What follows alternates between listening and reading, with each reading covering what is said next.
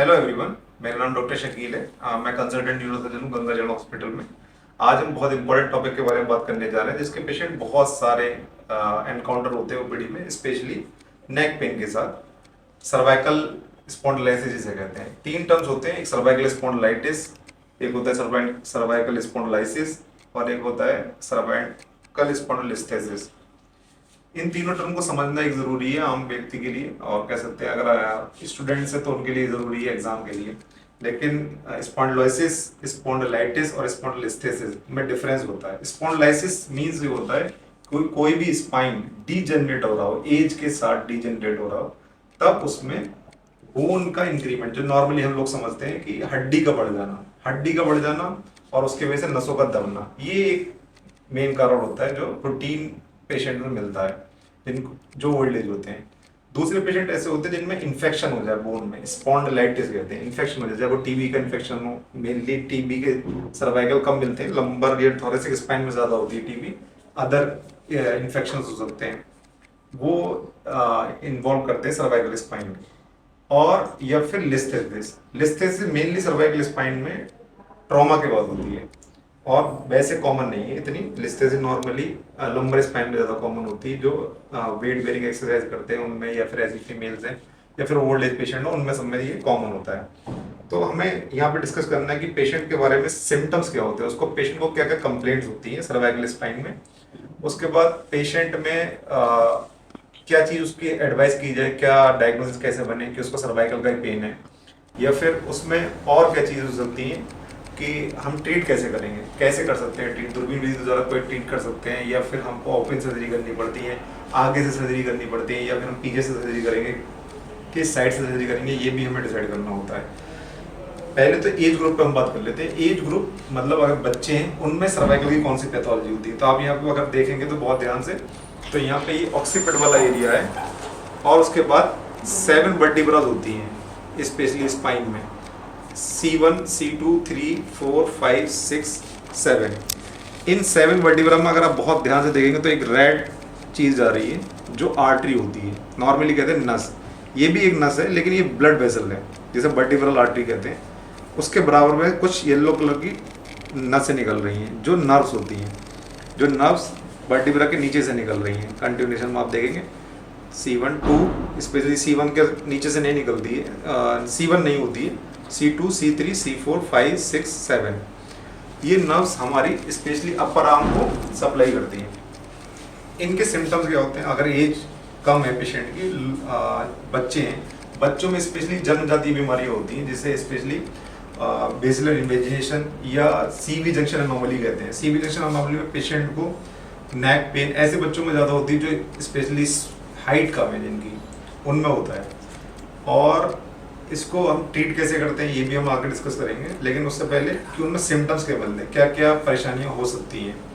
उनमें एक तो हाथों पैरों में कमजोरी, चलने में दिक्कत, सांस लेने में दिक्कत, ये सब चीज़ होती हैं। अगर हम उनका एक्सरे कराएं तो स्पेशली C2 स्पाइन जो होता है, C2 वर्टिब्रा होती है, वो ब्रेन के नीचे वाले हिस्से की तरफ होती है, तो उसको उसके वजह से ये बीच में जो स्पाइनल कॉर्ड आती है वो कंप्रेस हो रही होती है। एक ये रीज़न है।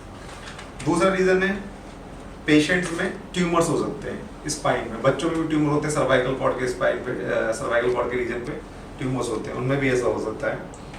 तीसरा, अगर हम यंग एज की बात करें जो आजकल बहुत ज़्यादा कॉमन है, अगर आप देखेंगे तो लोग बहुत ज़्यादा अगर फ़ोन पे यूज़ कर रहे हैं या फिर फ़ोन से यूज़ कर रहे हैं या फिर बहुत ज़्यादा मोबाइल इस पे लैपटॉप पे यूज़ कर रहे हैं, बहुत देर तक वर्क कर रहे हैं, हेड डाउन कर रहे हैं, या फिर बहुत ज़्यादा बल्कि पिलो लगाए हुए, तब भी नेक हमारी फ्लेक्शन में चली जाती है, जिसकी वजह से ये सब चीज़ें परेशानियाँ होती हैं। इससे हड्डी का बढ़ना कहते हैं।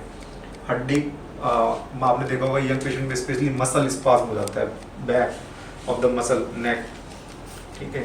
उसके बाद अगर हम बात करें कि हड्डी क्यों बढ़ती है, हड्डी बढ़ने के कई कारण हैं। स्पेशली जब डेवलपमेंट होता है ये ओल्ड एज में हड्डी बढ़ने का कारण होता है कि जैसे जैसे एज बढ़ती है तो वैसे वैसे जो इसके पे डिस्क होती है, डिस्क में जो सॉफ्ट पार्ट होता है उसमें वाटर कंटेंट होता है। Water content over the age period के साथ वो वाटर कंटेंट खत्म होने लगता है। हर किसी में होता है, हर किसी में होगा, जैसे जैसे एज बढ़ेगी वैसे वैसे होगा। और उसके बाद स्पाइन अपने आप को स्टेबलाइज करता है। स्टेबलाइज करने कैसे करेगा? वो एक्स्ट्रा बोन फॉर्मेशन करेगी, हमारी बॉडी एक्स्ट्रा बोन फॉर्मेशन करेगी, जिसके वजह से नॉर्मली लोग कहते हैं आजकल की भाषा में कि हड्डी बढ़ जाती है। वो हड्डी बढ़ जाना मतलब यही होता है कि जब स्पाइन कमजोर है उसके अकॉर्डिंगली एक्स्ट्रा बोन फॉर्मेशन होगी, और जिसकी वजह से हड्डी बढ़ना कहते हैं, और उसकी वजह से नर्व में कंप्रेशन आएगा। तीसरी चीज होती है कि स्पाइन का, सर्वाइकल स्पाइन का ट्रॉमा हो जाए। अगर कोई पेशेंट ट्रॉमा सेंटर में आया है या फिर कहीं हॉस्पिटल में है और वो अनकॉन्शियस है और हाथ पैर नहीं चल रहे, तो नॉर्मली सर्वाइकल स्पाइन में इंजरी हो सकती है। इसके लिए हमें देखना पड़ता है कि इसमें कौन सी प्रॉब्लम्स आ रही हैं। बाकी होता है कि इसको ट्रीट कैसे करते हैं। ट्रीट करने के कई तरीके हैं। अगर कंजर्वेटिव मैनेजमेंट होता है कि हम मेडिसिन से सही कर सकते हैं। कुछ पेशेंट बोलते हैं कि आप सीटी स्कैन करा लीजिए। स्पाइन में नॉर्मली कोई भी स्पाइन, जब पेशेंट को कहते हैं नसों का दर्द हो रहा है, तो बेटर है कि हम उसमें एमआरआई कराएं। सीटी स्कैन हम कराते हैं ट्रॉमा में, स्पेशली फ्रैक्चर से देखने के लिए। अगर पेशेंट को बहुत हाई वेलोसिटी ट्रॉमा है और पेशेंट हाथ पैर नहीं चला रहा है और हमको डिसाइड करना है कि whether we have to operate और नॉट टू ऑपरेट, कि हम इसमें क्या करेंगे, बोन में कितनी इंजरीज हैं, तो हम उसके लिए सीटी कराते हैं। एक और इसमें एक वो होता है कि अगर स्पाइन में ऊपर की तरफ इंजरी है, C2 या C1 पे इंजरी है, 1 और 2 वर्टिब्रा में इंजरी है, तो हम कभी कभी एंजियोग्राफी भी कराते हैं पेशेंट की। वो बहुत रेयर होती हैं लेकिन होती हैं पेशेंट्स में, क्योंकि हम ये देखते हैं कि ये जो रेड कलर की वर्टिब्रल आर्टरी जा रही है ये कितनी डैमेज है। कभी कभी ये नॉर्मली अपने पास से नहीं जाती है, इसके भी और अलग अलग पाथ होते हैं, तो उसको देखने के लिए, क्योंकि हमें इसमें नॉर्मली ऑपरेशन करने के बाद स्क्रू से फिक्स करना पड़ता है, स्क्रू और रॉड से फिक्स करना पड़ता है उसके लिए। और कई तरीके होते हैं, हमने जैसे मैंने पहले बताया कि आगे से ऑपरेट करना है या पीछे से ऑपरेट करना है।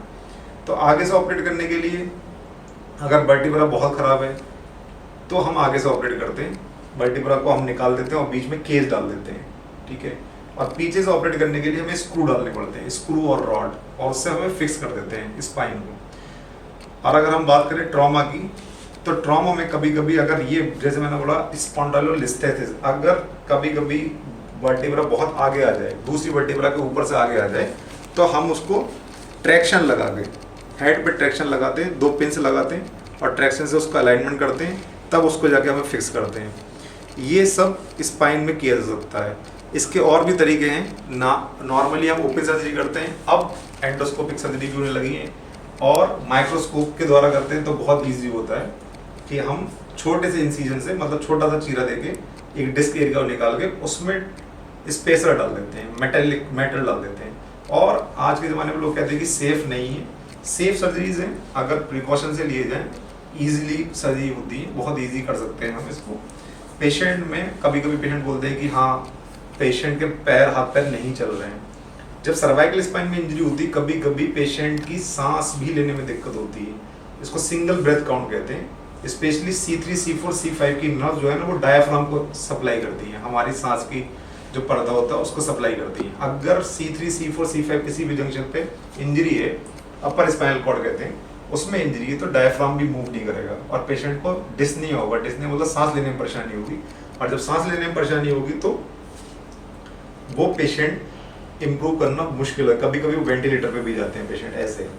तो इसमें ध्यान रखना होता है कि स्पाइनल कॉर्ड में कितनी इंजरी है। स्पाइनल कॉर्ड में इंजरी देखने के लिए हमें एमआरआई करनी पड़ती है कि नस में कितनी चोट है। उसके अकॉर्डिंगली पेशेंट के साथ वालों को ये समझाना है कि ये सर्जरी डिफिकल्ट है, पेशेंट कितना इम्प्रूव करेगा नहीं करेगा सर्जरी के बाद। उसके लिए हमें पहले एग्जामिन करना होता है पेशेंट में कितनी ऑलरेडी वीकनेस हो चुकी है। क्या उसके चारों हाथ पैर नहीं चल रहे हैं, या दो हाथ पैर चल रहे हैं लेकिन किस में वीकनेस है, सिर्फ हाथ में कमजोरी है, शोल्डर में वीकनेस है, पैरों में भी बहुत ज़्यादा कमजोरी है। नॉर्मली अगर स्पाइनल कॉर्ड में, अपर स्पाइनल कॉर्ड में इंजरी है तो पैर में भी सबसे ज़्यादा प्रॉब्लम होती है। तो इन चीज़ों को ध्यान में रखना है। ईजी सर्जरी होती है। मैसेज यही है, अगर किसी को ट्रॉमा स्पाइन इंजरी होती है तो आप हमेशा पेशेंट को हॉस्पिटल पहुंचाने से पहले स्पाइन को जरूर स्टेबलाइज करिए। अदर वीडियोस में हम डिस्कस ऑलरेडी और करेंगे कि ब्रेन इंजरीज में हम कैसे मैनेज करते हैं। Thank you.